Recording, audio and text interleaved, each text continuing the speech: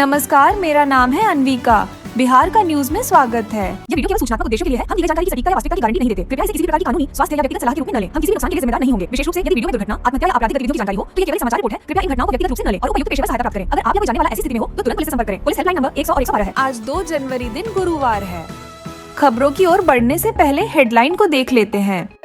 BPSC री exam को लेकर 3 जनवरी को बिहार बंद। बीपीएससी अभ्यर्थियों पर लाठीचार्ज को लेकर नेहा राठौर डीएच का सवाल। नए साल पर हादसों में 12 लोगों की मौत। लालू का ऑफर साथ आए, नीतीश ने जोड़े हाथ। प्राइवेट पार्ट में महिला ने छुपाया था मादक पदार्थ। चलिए अब बढ़ते हैं टॉप 18 खबरों की ओर। बिहार की राजनीति में एक अहम घटना तब हुई जब तेजस्वी यादव ने मुख्यमंत्री नीतीश कुमार के प्रति सम्मान प्रकट करते हुए उन्हें प्रणाम किया और नीतीश ने भी स्मित चेहरे के साथ तेजस्वी को आशीर्वाद दिया। यह घटना राज्यपाल आरिफ खान के शपथ ग्रहण समारोह में हुई, जहां दोनों नेताओं की मुलाकात ने राजनीतिक चर्चाओं को नया मोड़ दिया। तेजस्वी का यह कदम उनके नीतीश कुमार के प्रति नरम रुख को दर्शाता है, जबकि लालू यादव ने नीतीश को महागठबंधन में शामिल होने का प्रस्ताव देकर सियासत में गर्माहट बढ़ा दी है। इस मुलाकात ने राजद और जेडीयू के बीच संभावित समीकरण बदलने की अटकलों को हवा दी है। बिहार में भूमि रजिस्ट्री नियमों में बदलाव कर प्रक्रिया को अधिक पारदर्शी और सुरक्षित बनाया गया है। नए नियमों के तहत जमीन बिक्री के बाद तुरंत रकबे में कमी दर्ज होगी, जिससे दोहरी बिक्री की गुंजाइश खत्म हो जाएगी। डिजिटल जमाबंदी प्रणाली लागू की जा रही है, जिससे रिकॉर्ड्स ऑनलाइन प्रबंधित करना सरल होगा।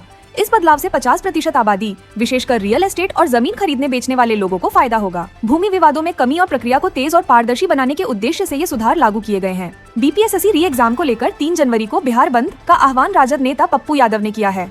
यह बंद अभ्यर्थियों के समर्थन में है जो परीक्षा परिणामों को लेकर असंतुष्ट हैं और पुनः परीक्षा की मांग कर रहे हैं। पप्पू यादव ने हाईवे और ट्रेनों को रोकने की योजना बनाई है, जिससे आंदोलन को व्यापक रूप दिया जा सके। बंद को लेकर राजनीतिक प्रतिक्रिया मिली जुली है। कुछ ने समर्थन किया है और कुछ ने इसे अनावश्यक बताया। यह बंद सरकार के लिए चुनौतीपूर्ण हो सकता है और बीपीएससी प्रक्रिया में सुधार के लिए दबाव बना सकता है। पटना में न्यू ईयर पार्टी के दौरान 2 महिला डांसर्स के साथ गैंगरेप की कोशिश का मामला सामने आया है। आरोपियों ने 14,000 रुपए में डांसर्स को बुलाया, लेकिन पैसों को लेकर विवाद बढ़ने पर उन पर जबरदस्ती करने की कोशिश की। विरोध करने पर डांसर्स के साथ मारपीट भी की गई। पुलिस ने त्वरित कार्रवाई करते हुए मुख्य आरोपी राजीव को गिरफ्तार कर लिया है। इस घटना ने महिलाओं की सुरक्षा को लेकर गंभीर सवाल खड़े किए हैं और समाज में नारी सम्मान की सुरक्षा के लिए सख्त कदम उठाने की जरूरत को रेखांकित किया है। बेतिया में एक चौंकाने वाली घटना में महिला के प्राइवेट पार्ट में 20 ग्राम चरस छुपाने का मामला सामने आया है। पुलिस ने महिला को आत्महत्या की कोशिश के बाद अस्पताल पहुंचाया, जहां बेहोशी के दौरान मादक पदार्थ बरामद हुआ। पूछताछ में महिला ने बताया कि उसे यह चरस कालीबाग के रोशन से मिला था, जिसे भी गिरफ्तार कर लिया गया। यह घटना मादक पदार्थों की तस्करी और इसके खतरों को उजागर करती है। पुलिस की त्वरित कार्रवाई ने इस नेटवर्क पर प्रहार किया, लेकिन इसे रोकने के लिए सख्त कदमों की आवश्यकता है। सहरसा आनंद विहार स्पेशल ट्रेन की एक बोगी यार्ड में पटरी से उतरने की घटना ने यात्रियों में हड़कंप मचा दिया। सहरसा स्टेशन पर ट्रेन संख्या 05578 के साथ हुई। इस घटना में कोई यात्री घायल नहीं हुआ और एक बड़ा हादसा टल गया। समस्तीपुर मंडल के डीआरएम ने घटनास्थल का दौरा कर जाँच के आदेश दिए हैं। रेलवे प्रशासन ने यात्रियों की सुरक्षा सुनिश्चित करने और भविष्य में ऐसे हादसे रोकने के लिए सुरक्षात्मक कदम उठाने का भरोसा दिलाया है। सीतामढ़ी में स्टेट बैंक के कर्मी गोनू आनंद की संदिग्ध स्थिति में मौत हुई है। उनका शव बैरगनिया बाजार स्थित उनके किराए के कमरे में फंदे से लटका हुआ पाया गया। पुलिस ने प्रारंभिक जांच में आत्महत्या का संदेह जताया है और शव को पोस्टमार्टम के लिए भेज दिया है। परिजनों ने पुलिस से न्याय की मांग की है और मामले की गहन जांच की अपील की है। इस घटना ने स्थानीय समुदाय में चिंता और असमंजस उत्पन्न कर दिया है। बिहार के 2 प्रमुख महाविद्यालयों में नए प्रिंसिपल की नियुक्ति ने शिक्षा क्षेत्र में उत्साह पैदा किया है। वीर कुंवर सिंह विश्वविद्यालय आरा के आदेशानुसार जेएल कॉलेज सासाराम में रिटायर्ड प्रोफेसर और शंकर कॉलेज में डॉ नवीन कुमार ने प्रिंसिपल का पदभार संभाला। डॉ कुमार अपने अनुभव के आधार पर महाविद्यालय की शैक्षणिक गुणवत्ता और प्रशासनिक व्यवस्था में सुधार की दिशा में प्रयासरत रहेंगे। इस बदलाव को लेकर छात्रों और शिक्षकों में उम्मीद है कि यह महाविद्यालयों के शैक्षणिक और सांस्कृतिक विकास के लिए सकारात्मक साबित होगा। लालू यादव ने मुख्यमंत्री नीतीश कुमार को महागठबंधन में वापसी का नया ऑफर देकर बिहार की राजनीति में हलचल मचा दी है। नए साल पर दिए गए इस प्रस्ताव के जवाब में नीतीश ने कोई स्पष्ट प्रतिक्रिया न देकर इसे मुस्कान और हाथ जोड़कर टाल दिया, जिससे राजनीतिक अटकलें और तेज हो गई हैं। लालू ने नीतीश की वापसी को लेकर उनकी गलतियों को माफ करने और खुले दिल से स्वागत करने की बात कही है। इस प्रस्ताव का असर चुनावी समीकरणों पर पड़ सकता है, जबकि राज्यपाल ने इसे सरकार की स्थिरता के लिए खतरा मानने से इनकार किया है। अब देखना होगा कि नीतीश इस पर क्या कदम उठाते हैं। बिहार के नए राज्यपाल आरिफ मोहम्मद खान ने पटना में राजद प्रमुख लालू यादव, पूर्व मुख्यमंत्री राबड़ी देवी और पूर्व राज्यसभा सांसद आर.के. सिन्हा से मुलाकात कर नए साल की बधाई दी और बिहार से अपने विशेष लगाव को व्यक्त किया। इस मुलाकात को राजनीतिक संबंधों को मजबूत करने और संवाद बढ़ाने की दिशा में महत्वपूर्ण माना जा रहा है। आर.के. सिन्हा ने इसे सकारात्मक पहल बताते हुए राज्यपाल के साथ विचार साझा किए। राज्यपाल ने अपने आगामी शपथ ग्रहण समारोह और बिहार के विकास के प्रति अपनी प्रतिबद्धता पर जोर दिया, जिससे राज्य की राजनीति और प्रशासन में समन्वय और स्थिरता की उम्मीद बढ़ी है। प्रशांत किशोर की जन स्वराज पार्टी ने भाजपा के नेताओं को एक व्हाट्सएप संदेश के माध्यम से पटना में आयोजित एक सोशल मीडिया वर्कशॉप में भाग लेने के लिए न्योता भेजा, जिसे भाजपा प्रवक्ता असित नाथ तिवारी ने फर्जीवाड़ा करार दिया। तिवारी ने आरोप लगाया कि यह कदम किशोर द्वारा अपनी पार्टी को बढ़ावा देने के लिए राजनीतिक उपकरण के रूप में उठाया गया है। इस घटना ने बिहार की राजनीतिक हलचल को बढ़ाया है, जिसमें प्रशांत किशोर की पार्टी और भाजपा के बीच तीव्र प्रतिस्पर्धा का संकेत मिल रहा है, जो आगामी चुनावों पर असर डाल सकता है। स्वप्ना मेश्राम ने मिथिला क्षेत्र की पहली महिला डीआईजी के रूप में पदभार संभाला है और अपने कार्यकाल की प्राथमिकता महिलाओं और बच्चों के खिलाफ होने वाले अपराधों की रोकथाम और पीड़ितों को न्याय दिलाने को बताया है।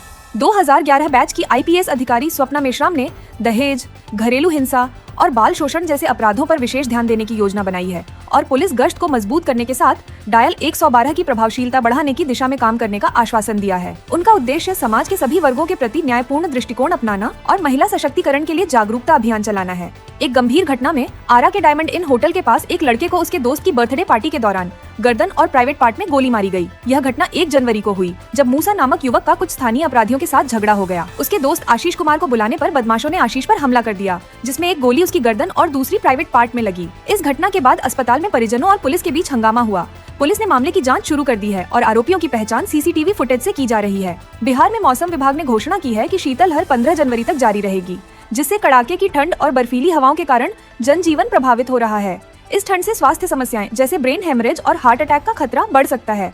विशेषज्ञों का कहना है कि ठंड में धमनियां सिकुड़ने से रक्तचाप बढ़ सकता है। इसी को ध्यान में रखते हुए पटना के जिलाधिकारी ने 2 से 6 जनवरी तक स्कूलों का समय सुबह 9 बजे से शाम 4 बजे तक तय किया है। लोगों को बाहर जाने से बचने और गर्म कपड़े पहनने की सलाह दी गई है। बिहार के आरा में 25 वर्षीय नेहा कुमारी का शव उसके कमरे में मिला, जहां वह आत्महत्या कर चुकी थी।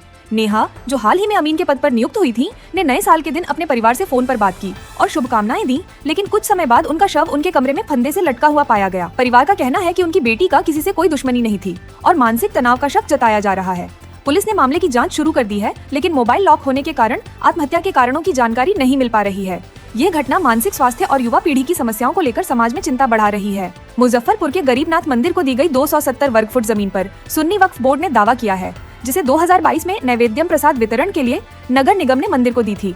वक्फ बोर्ड का कहना है कि यह भूमि 1989 में वक्फ अधिनियम के तहत निबंधित की गई थी और इसे गलत तरीके से आवंटित किया गया। इस विवाद की सुनवाई 28 जनवरी को बिहार वक्फ न्यायाधिकरण में होगी। जिला प्रशासन मामले की गंभीरता से जांच कर रहा है। यह मामला धार्मिक और प्रशासनिक दृष्टिकोण से संवेदनशील है। बीपीएससी अभ्यर्थियों पर हुए लाठीचार्ज के खिलाफ नेहा राठौड़ ने सोशल मीडिया पर अपनी आवाज उठाई, आरोप लगाते हुए कहा कि बिहार के युवा रोजगार के लिए संघर्ष कर रहे हैं, लेकिन नेताओं की ओर से उनकी समस्याओं की अनदेखी की जा रही है। उन्होंने चिराग पासवान और नीतीश कुमार पर सवाल उठाए, यह पूछते हुए कि क्यों उन्होंने छात्रों पर लाठीचार्ज करवाया। नेहा ने जनता से अपील की कि वे अन्याय के खिलाफ खड़े हों और हर चुप्पी को युवाओं के अपमान का जिम्मेदार ठहराया। उनका बयान इस मुद्दे पर राजनीतिक विमर्श को तेज कर रहा है। बिहार में 1 जनवरी 2025 को सड़क हादसों के कारण 12 लोगों की मौत हुई। सासाराम, बक्सर और मधुबनी में हुए इन हादसों में कुछ लोग न्यू ईयर पार्टी से लौट रहे थे, जबकि कुछ जन्मदिन से लौटते समय दुर्घटना का शिकार हो गए। रोहतास में एक युवक बाइक सीखते समय हादसे का शिकार हुआ। स्थानीय अधिकारियों ने हादसों पर प्रतिक्रिया देते हुए सड़क सुरक्षा उपायों को सख्त करने की बात की है। इन घटनाओं ने सड़कों पर सतर्कता की अहमियत को और बढ़ा दिया है। खबरों का सिलसिला यहीं तक। बिहार की तमाम खबरों की जानकारी के लिए हमारे चैनल को सब्सक्राइब कर लें, जिससे हमारे न्यूज की नोटिफिकेशन आपको पता चल जाए। और आपको ये न्यूज वीडियो अच्छी लगी तो जरूर लाइक कीजिएगा, जिससे हमें आत्मविश्वास की कमी ना हो। धन्यवाद। जय हिंद, जय भारत, जय बिहार।